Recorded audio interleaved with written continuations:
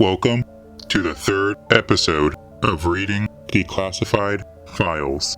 This file is titled Flying Saucers in East Germany, provided by the Department of Foreign Documents or Radio Broadcasts. This document can be found on the Freedom of Information Act Electronic Reading Room at CIA.gov. A link is in the description below. Berlin, July.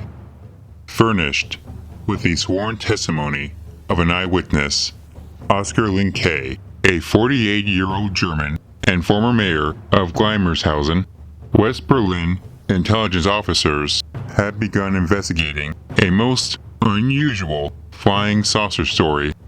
According to this story, an object resembling a huge frying pan and having a diameter of about 15 meters landed in a forest clearing in the Soviet zone of Germany. Linke recently escaped from the Soviet zone along with his wife and 6 children. Linke and his 11-year-old daughter, Gabriella, made the following sworn statement last week before a judge. While I was returning to my home with Gabriella, a tire of my motorcycle blew out near the town of Hasselbach. While we were walking along toward Hasselbach, Gabriella pointed out something which lay at a distance of about 140 meters away from us. Since it was twilight, I thought she was pointing at a young deer. I left my motorcycle near a tree and walked toward the spot which Gabriella had pointed out. When, however, I reached a spot about 55 meters from the object, I realized that my first impression had been wrong. What I had seen were 2 men who were now about 40 meters away from me. They seemed to be dressed in some shiny metallic clothing. They were stooped over and were looking at something lying on the ground. I approached until I was only about 10 meters from them. I looked over a small fence, and then I noticed a large object whose diameter I estimated to be between 13 and 15 meters. It looked like a huge frying pan. There were 2 rows of holes on its periphery, about 30 centimeters in circumference. The space between the 2 rows was about 0.45 meters. On the top of this metal object was a black conical tower, about 3 meters high. At that moment, my daughter, who had remained a short distance behind me, called me.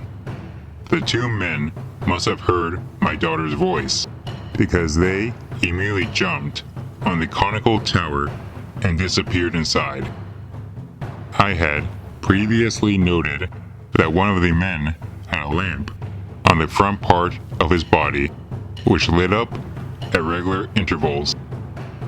Now, the side of the object on which the holes had been opened began to glitter. Its color seemed green, but later turned to red.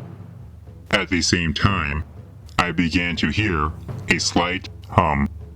While the brightness and hum increased, the conical tower began to slide down into the center of the object. The whole object then began to rise slowly from the ground and rotate like a top. It seemed to me as if it were supported by the cylindrical plant which had gone down from the top of the object through the center and had now appeared from its bottom on the ground. The object, surrounded by a ring of flames, was now a certain number of feet above the ground. I then noted that the whole object had risen slowly from the ground. The cylinder on which it was supported had now disappeared within its center and had reappeared on the top of the object. The rate of climb had now become greater. At the same time, my daughter and I heard a whistling sound, similar to that heard when a bomb falls. The object rose to a horizontal position, turned toward a neighboring town, and then, gaining altitude, it disappeared over the heights and forests in the direction of Stockheim. Many other persons who live in the same area as Lin K later related that they saw an object which they thought to be a comet. A shepherd stated that he thought he was looking at a comet moving away at a low altitude from the height on which Lin K stood. After submitting his testimony to the judge, Lin K made the following statement: "I would have thought that both my daughter and I were dreaming if it were not for the following element involved. When the object had disappeared, I went to the place where it had been. I found a circular opening in the ground, and it was quite evident that it was freshly dug. It was exactly the same shape as the conical tower. I was then convinced that I was not dreaming." Lin K continued, "I had never heard of the term flying saucer before I escaped from the Soviet zone into West Berlin. When I saw this object, I immediately thought it was a new Soviet military machine. I confess that I was seized with fright, because the Soviets do not want anyone to know about their work. Many persons have been restricted to their movements for many years in East Germany because they know too much."